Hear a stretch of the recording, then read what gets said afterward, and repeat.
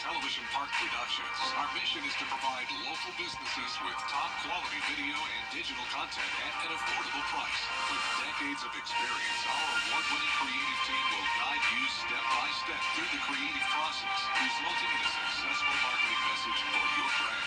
Over the years, we've helped hundreds of local businesses expand their voice. Visit WJBF.com/creative to find out how we can do the same for you. It's TV's biggest morning party, live with Kelly and Mark. With big stars Are you rooting for me or against me? Weekday mornings at 9 on News Channel 6. Children First on News Channel 6 is sponsored by Bridgestone. Scattered showers and thunderstorms are happening now, producing a lot of heavy rainfall and frequent lightning. I'll break down all the details coming up. Live from Television Park, this is WJBF News Channel 6 at 5:30. Good evening, everyone. I'm Dee Griffin. Thanks so much for joining us. Topping today's headlines, the Youth Education and Job Training Program in Bamberg County is expanding to bring more jobs to the area. The Bamberg Job Corps Center is now a SC Works Connections point, providing resources for job searching and career support. The center will be open to the community on Wednesdays from 12 until 2. Plus, the investigation into a dead fetus found in a trash can at a Grovetown Walmart continues. An investigator says that the fetus was miscarried and the parents notified Wellstar MCG. Investigators believe the miscarriage caught them off guard and that the fetus was not old enough to survive outside the womb. Investigators say call a doctor or 911 if you need to dispose of a fetus or before disposing of a fetus. Also in Grovetown, an investigation is underway after a woman went to police about being trafficked. 36-year-old Joe Lewis Hills Jr. is arrested in connection with the case. Investigators say this case might be in connection with a larger human trafficking organization. A news conference about the case is scheduled for tomorrow at 10 a.m. More on these stories at 6, but first, coverage you can count on begins with the city of Spartanburg feeling the economic loss from the Panthers training camp not happening at Wofford College. Elise Devlin has the latest. A quiet day in downtown Spartanburg on what usually would be one of the busiest. I was like, where is everybody? You know, this is normally one of the busiest times of year, and you can't really find anybody now. Each year, the Carolina Panthers training camp at Wofford College would bring a major economic boost to the area that several businesses say they would look forward to. With so many visitors to the training camp, we would get a lot of traffic in here because this is a destination for people visiting Spartanburg because we have local things, we have things for kids. But the bookshop, who has a front row seat to the construction and growth taking place downtown, says it's out with the old and in with the new. Spartanburg's really growing, so I've lived in Spartanburg for 13 years, but yeah, I hate to see them go because I think, you know, it's a great time to be in Spartanburg, but I still think there's a lot here and we'll be fine. And while the city may be fine, we're told it's still a personal loss for the residents and lifelong Panthers fans. I think it's really sad because it allowed opportunities for people to have things to take their kids to. That was a free thing that the kids love to do. So, I think that's sad. It's not encouraging us to spend more time with our families like we need to do. Many tell me they hope new projects like the baseball team and planetarium will step up to take the place of the training camp and give families the same opportunities. Things just don't bring people together anymore, but the Panthers camp did. And, we can only hope that we'll have something else come along that'll do the same thing. It's very much needed. Also in South Carolina, a huge bowling competition is coming to Greenville. It's said to be the largest event ever for the city. The U.S. Bowling Congress Open Championships will be held in 2028 at the Greenville Convention Center. USBC is the national governing body for bowling. Tourism officials expect more than 50,000 bowlers will compete in the upstate over a 5-month period. Their visitor spending will support not only jobs, they'll support local small businesses, and they'll leave behind taxes that our community reinvests in things like affordable housing. Visit Greenville projects the bowling tournament will have more than $70 million in economic impact on the city. Well, time now for a first look at our weather to see if this rain had much of an impact on us this afternoon. Chief Meteorologist Jennifer Tracci joins us now, and it's been a nice break for us from the temperature with the temperatures. Yeah, that's right. With all this heavy rain coming down, it is dropping those temperatures fast. We're actually seeing a lot of 70s, and it will continue to stay below average over the next several days to come, and that is definitely partly due to all the rain we'll be seeing. Right now on Live Viper 6, you can see we have a lot of heavy rain happening towards the north of I-20 now. This started around Richmond County, but now Richmond is in the clear. We still have those heavy showers, though, in northern Aiken County, with a lot of lightning strikes here around Ridge Spring and Saluda County and towards the north of the I-20 in Aiken. This is also very widespread activity around Edgefield. Out towards the west, we also have rain all around Clarks Hill Lake, McCormick, Lincoln County in on the rain, and McDuffie as well, with a lot of lightning within this one area towards the north of Thompson, near the border of Wilkes County. Also, Hancock County has gotten a lot of rain. This shower will be moving up towards Sandersville shortly. And down in Screven County, near Sylvania, we have some light rain near Hilltonia as well, and along the border of Allendale County. We have a flood watch in effect through tonight for the county shaded here. That's for widespread 1 to 3 inches of rain, and it's not out of the question that some spots could pick up even 5 inches of rain.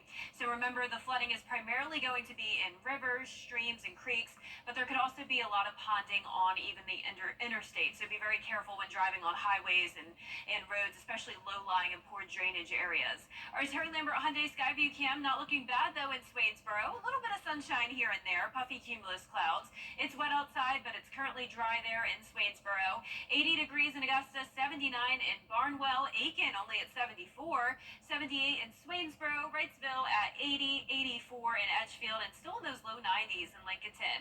The winds aren't too bad outside of the storms, but where there is some storm activity, winds are up to around 15 miles per hour in Edgefield. Actually just updated, so that just shows you once the storm passes, the winds settle right back down. We have this front across the area, a lot of moisture all across the southeast, causing those pop-up showers and storms.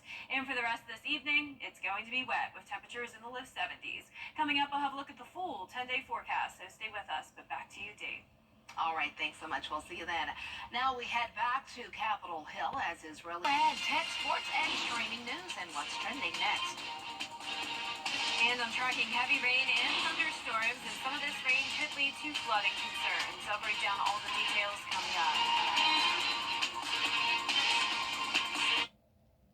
Millionaire today than ever. The CSRA is full of amazing women. Women who inspire.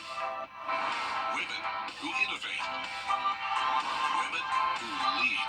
That's why News Channel 6 brings you Women to Watch. On the last Wednesday of each month, News Channel 6 recognizes local businesswomen who are making a positive impact in our community. Nominate someone today at WJBF.com. Sponsored by Goodwill. Chief Meteorologist Jennifer Trudgeon. Weather coverage you can count on. Welcome back. It's time now to take a look at what's trending. Apple is looking to launch its first foldable iPhone. Well, you've seen foldable phones before, but they're Samsung phones. Well, industry websites say Apple has moved the new model into development with designers.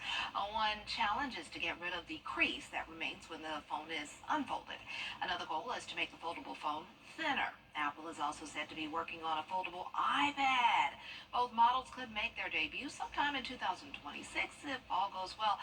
I always wondered about those kinds of phones, and my cousin Skip has a foldable Samsung, and I recently spent time with her, and I saw the phone in action, and I was like, okay, I can dig it, but I'm an Apple girl, so we'll have to see what happens if we move into that next kind of phone. We'll see. Well, if you're a fan of 80s fantasy, a new Apple TV series reboots a classic. Dean Richards has your streaming news. Who are you guys? We're the Time Bandits, a crack team of expert thieves. The 80s fantasy Time Bandits is rebooted as an Apple TV series. This time it follows a team of thieves traveling through time to steal ancient artifacts. Lisa Kudrow stars with Jermaine Clement and Taika Waititi. See it now. Everyone's dying. Let's dance while we're still alive. On Netflix, the Decameron follows a group of medieval royals holed up in a royal compound during the Black Plague. See it starting tomorrow. For new reality shows, music superstars auditioned designers to outfit their upcoming music tours in the new reality competition, Trust My Tour. See it on Hulu now. Also streaming on Netflix, Chicago native and SNL veteran Chris Redd helps fans bring their busted-up old vehicles back to life in the new show Resurrected Rides. Rose had no, but he also proved himself to be a consummate liar. For new documentaries this week, Charlie Hustle and The Matter of Pete Rose takes a deep dive into Major League Baseball's all-time hits leader, who was banned for life for betting on baseball. See it now on Max. On Netflix now, Dirty Pop, the boy band scam, exposes the scammer who created both the Backstreet Boys and NSYNC. For a moment, I thought maybe this is the end. And on Amazon Prime, get a peek behind the scenes of the global phenomena Cirque du Soleil as it navigates a way forward after the pandemic. See Cirque du Soleil without a net starting tomorrow. Oh, wow, a lot coming out on streaming. Now I need to start taking notes because I always forget what to watch, and I need to catch up on so much.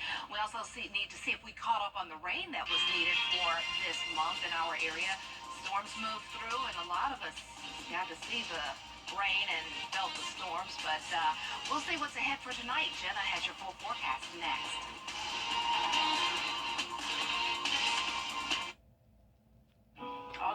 The WJBF Live Viper 6 Skyview Network is sponsored by Terry Lambert Hyundai. Low prices, big selection, and committed to quality customer service.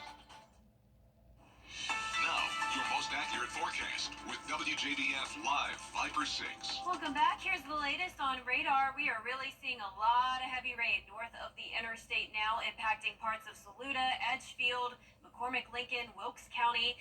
This is where we'll have to watch for that potential of flooding. Right now we don't have any flood alerts in place, but we do have some outside of our viewing area near Columbia, and a lot of our counties are under a flash flood watch. Our special weather statement is only for a small portion of Hancock County here, just outside of Howell Grove and Mount Zion. This is mostly outside of our viewing area to the west, but this is still some heavy rain that will be clipping parts of Hancock County. Then up towards the north, we have a lot of lightning here with these storms slowly moving off towards the north. Lincolnton, you are seeing the flash in the distance. I'm sure a lot of thunder, and all of this heavy rain is about to come down into Lincolnton and McCormick. Then into Saluda County and Edgefield County. As I mentioned, we also have some storms all around and a couple lightning strikes that continue into Aiken County. Then all the way down towards the south, Sandersville has a heavy cell to the west of it, and parts of Allendale, we're starting to see that activity increase as well, with 13 lightning strikes here along the border of Screven and Allendale County. As I mentioned, we do have a flood watch in effect for a few counties. That would be Aiken, Richmond, Burke, Barnwell, and Bamberg for 1 to 3 inches of rain, widespread in isolated pockets that could even get up to 5 inches of rain. So we'll be watching this very closely all night. The rain is not going to let up anytime soon. These are the rainfall totals over the last 7 days. I've been watching this map because I've been waiting for this hole to be fixed here, and we're finally starting to see some improvement. So around 2 inches of rain now in parts of Aiken County, where they were just at 1/4 of an inch just yesterday. And we're still seeing only around 1/2 an inch in Barnwell and parts of Burke County, but overall this rain will definitely be helping with your drought. Our Terry Lambert Hyundai Skyview cam over the river showing a very cloudy view, 80 degrees, feeling like 84. A lot of humidity outside. Temperatures are varying depending on places with the rain, anywhere from the upper 70s to low 90s, but all of us below average. We have a front to the north of us, a lot of scattered shower and storm activity all across the southeast. We'll be in another wet pattern tomorrow. Low 70s to start and only mid to upper 80s in the afternoon, and over the next several days to come, we will be topping off in the 80s. So how about that for the end of July? 70% chance of rain tomorrow, then the rain chances finally go down as we go into the weekend. Tonight at 7 o'clock, still scattered showers and storms, but it does become much more widespread late tonight, very similar to last night. So you'll be going to bed to the sound of rain, thunder, and lightning may wake you up, unfortunately, but I'm not expecting severe weather. Very low chance that these storms will be strong, but we will be watching for flooding. So you can see here on Thursday, another high chance of rain, and that can once again lead to flooding, slight risk of excessive rainfall for all of us tomorrow. Lows tonight will be in the low 70s, and our highs tomorrow will be in the mid to upper 80s. And here's a look at the 10-day forecast. Upper 80s this weekend, and you don't need to cancel your outdoor plans. It will not be a washout. 50% chance of rain Saturday, only 30% for Sunday. And next week, we'll get back into those low 90s, but still those chances of rain each day. A typical summertime, but thank goodness the typical 100s are not here. Yes, we haven't had a 100-degree day in a while now. Fingers crossed. Fingers we're crossed. done with it. That's right, done. Thanks so much. Well, stay with us. Halloween is coming earlier and earlier. How you can get your hands on some Halloween candy next.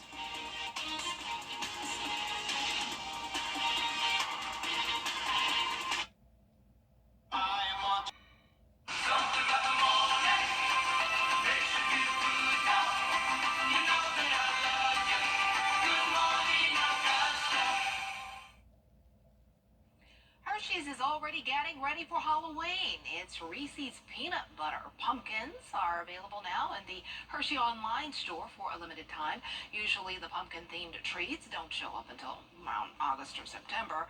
They'll be on regular store shelves in about 6 weeks. Other Halloween-related products and decorations have already been spotted at local retailers right next to the back-to-school displays. I was in one big box shop, a store that I love, and I'm not going to say any names, but they've had Halloween out for about a month now. And I'm like, I like the pumpkins, but just not yet.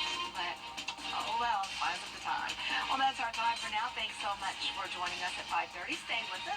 Jenny and Brad will have your news at 6. They'll have more coverage on the safety concerns surrounding the municipal building's marble tiles as your news continues.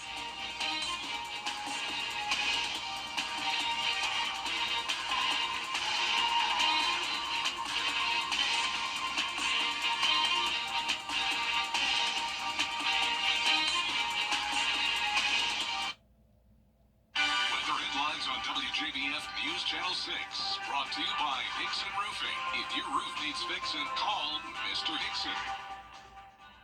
Welcome to the new